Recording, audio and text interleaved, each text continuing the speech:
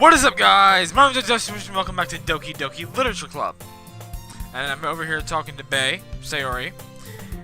And let's get right into it. What?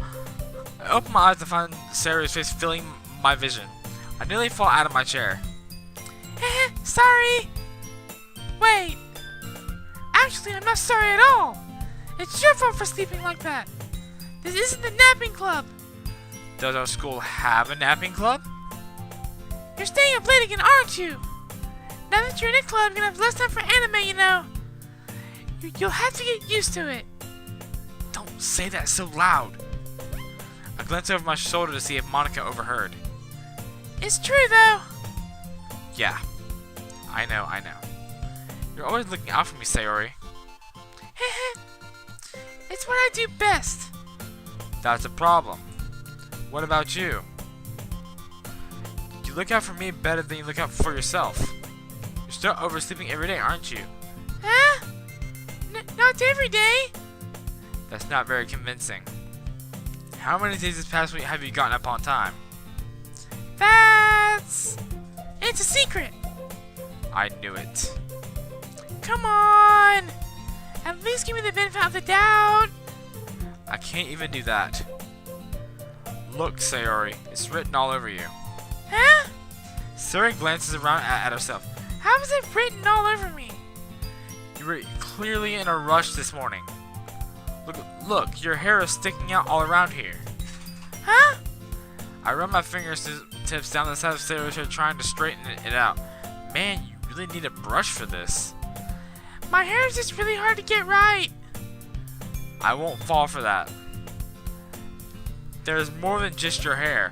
Look, your bow isn't straight either. And there's a toothpaste stain on your collar right here. I try to wipe off the stain with my fingers. But nobody would ever notice that. Of course they would. Nobody's gonna tell you about it because they don't want to embarrass you. Fortunately, I don't really care about that. Hey, you meanie!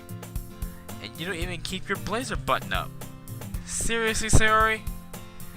Why do you think you don't have a boyfriend yet? Huh? That's super mean! Sorry, but you'll thank me later. I start to button her blazer from the bottom. Once you see how much better it looks, you'll change your mind. Aww. This cam. This is so funny. What is? Well, I was just thinking how weird it is to have a friend who does these kind of things. Huh? Don't say that. You'll make me feel weird about it, stupid. It's okay, though. I'm happy we're like this. Aren't you? I guess? Hey, be careful. That button might come off. Why is this so hard to close? I struggle to fully close the button near her chest. Oh, that's why. Does this thing even fit you properly? It did when I bought it. If you ever buttoned it, you would have noticed sooner that it doesn't fit you anymore. What are you smiling about? It means my boobs got bigger again. I knew it. Called it. Don't say that out loud. Anyway, you look so much better now. Why does it feel strange to see Sayori's blazer buttoned up like that? But it's so stuffy. It's not worth it at all. Sayori hastily unbuttons her blazer once more. Phew! That's so much better. Sayori puts her arms out and twirls around. So if I keep it unbuttoned, then I won't get a boyfriend, right? What kind of no, it's my turn. What kind of logic is that? And why are you saying that like it's a good thing? Because if I had a boyfriend, then he wouldn't even let you do things like this. And you take care of me better than anyone else would anyway. So that's why I'm keeping it unbuttoned. Stop saying all these embarrassing things. Huh? I didn't say anything embarrassing. Jeez. Well, anyway, just try to focus on waking up a little earlier. I'll even focus on going to bed earlier. Fine, fine. It's a deal. I guess we really are better at taking care of each other than we are at taking care of ourselves. Yeah, I guess so, huh? So maybe you should come wake me up in the morning. You're doing it again, Sayori. Oh, but I was joking that time. Man, it's impossible to tell with you sometimes. Okay, everyone. Monica suddenly calls out. Why don't we start sharing the poems we wrote now? Yay! Darius, I can't wait to read yours. Yeah, same. I failed to sound enthusiastic, but Sayori still trots away to retrieve her poem. By the way, did you remember to write a poem last night? Yeah. My relaxation ends. I can't believe I agreed to do something so embarrassing. I couldn't really find much inspiration since I've never really done this before. Well, now that everyone's ready, why don't you find someone to share with? I can't wait! Sayori and Monica enthusiastically pull out their poems. Sayori's is on a wrinkled sheet of loose leaf torn from a spiral notebook. On the other hand, Monica wrote hers in a composition notebook. I can already see Monica's pristine handwriting from where I sit. Natsuki and Yuri reluctantly complies while reaching into their bags. I do the same myself. Who should I show my poem to first? I'll do Yuri. Yuri seems the most experienced, so I should start with her. I can trust her opinion to be fair.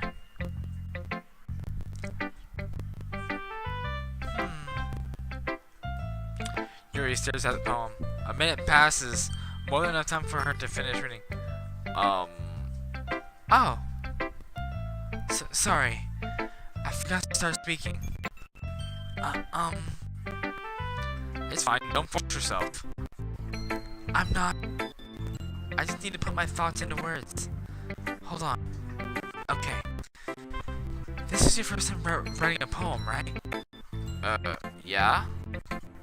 Why do you ask? I'm just making sure. I guess that it might be after reading it, though. So it's that bad? No! Did I just raise my voice? I'm so sorry. Yuri buries her face in her hands. I couldn't help but notice it's been several minutes and we haven't gotten it anywhere. It might have taken Yuri a while to get used to new people. It's fine, I really didn't notice. What were you saying? Right, it's just that there are specific writing habits that are usually typical of new writers. And having been through that myself, I kind of learned to pick up on them. I think the most notable thing I recognize with new writers is that they try to make their style very deliberate. In other words, they tend to pick up writing styles separate from the topic matter, that they fit the two together. The end result is that both style and expressiveness are weakened. Once Yuri finds her train of thought, it is as if her demeanor totally changes. Her stammering is completely gone, and she sounds like an expert. Of course, that's something you can be blamed for. There are so many different skills and techniques that go into writing even a simple poem. Not just finding them and building them, but getting them to work together is probably the most challenging part. It might take you some time, but it all comes with practice and learning by example and trying new things. I also hope that everyone else in the club gives you valuable feedback. Natsuki can be a little biased though. Biased? How? Well, never mind. I shouldn't be talking about people like that. Sorry. It's fine. I'm not sure if Yuri's apologizing to herself, to me, or to Natsuki. Do you mind if I read your poem now? Please do. I'd love to share my thought process behind it. Yuri smiles dreamily as if this is a rare opportunity for her, which itself is kind of funny. After all, isn't this supposed to be a literature club? Ghost Under the Light. The tendrils of my hair illuminate beneath the amber glow, bathing. It must be this one, the last remaining streetlight to have withstood the test of time, the last yet to be replaced by the sickening blue-green hue of the future. I bathe.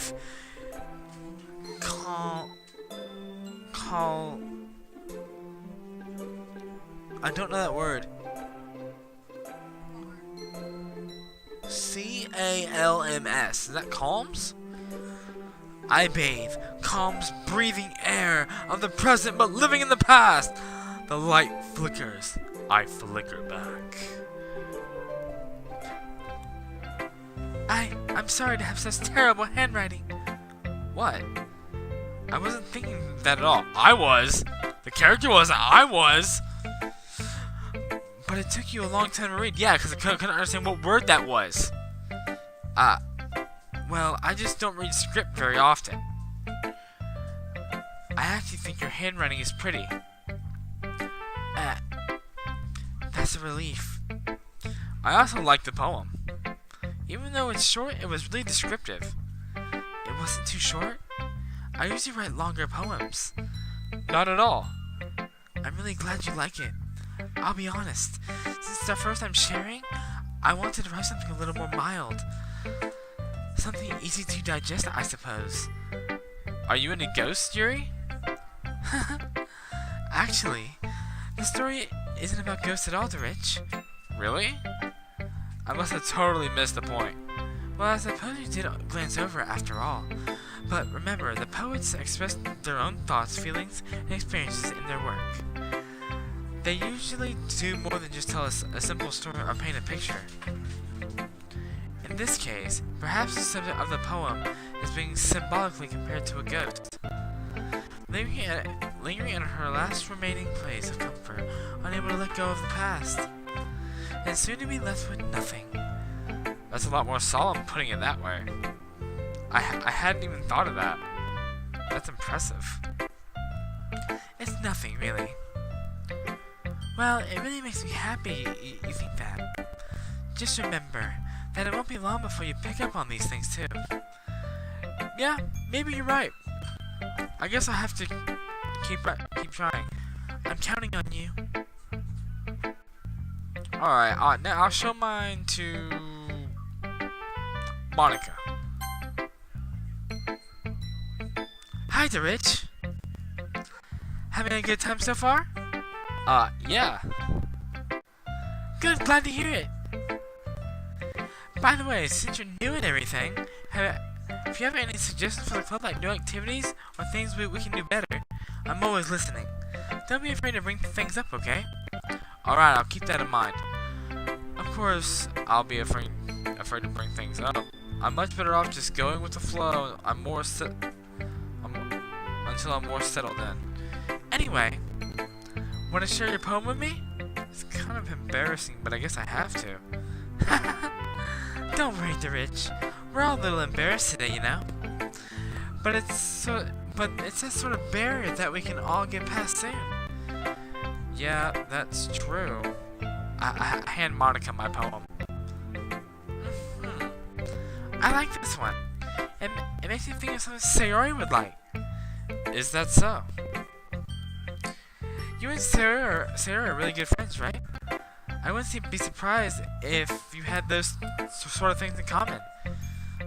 Well, we may be good friends, but Sayori and I are actually really different. Well, that may be the case. But maybe there are some similarities that you wouldn't expect. The way she talks about you. It's something you two really care about each other's well-being. Even if you show it in different ways, it ends up being more similar than you think. So I think that's the kind of vibe I get when reading your poem.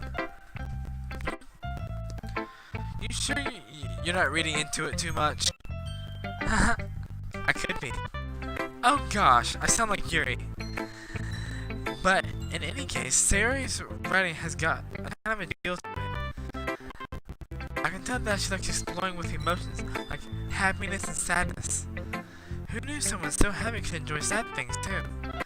Yeah, that's totally unexpected. Well, to each their own. And you shouldn't be afraid to experiment a little bit either. I'm sure I'll end up trying different things a lot. It could take a while before I feel comfortable doing this. That's okay.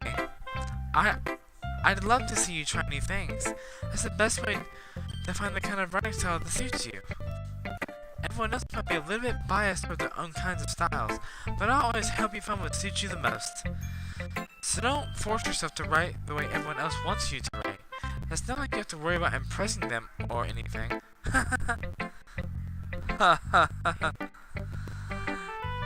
Anyway, do you want to read my poem now? Don't worry, I'm not very good. You sound pretty confident for someone who claims not to be very good. Well, that's because I have to sound confident. It doesn't mean I have to feel that way, you know? I see. Well, let's read it then. Hole in wall. It couldn't have been me. See the direction the sparkle protrudes. A noisy neighbor, an angry boyfriend. I'll never know. I wasn't home. I peer inside for a clue. No, I can't see. I reel blind, like a film left out in the sun.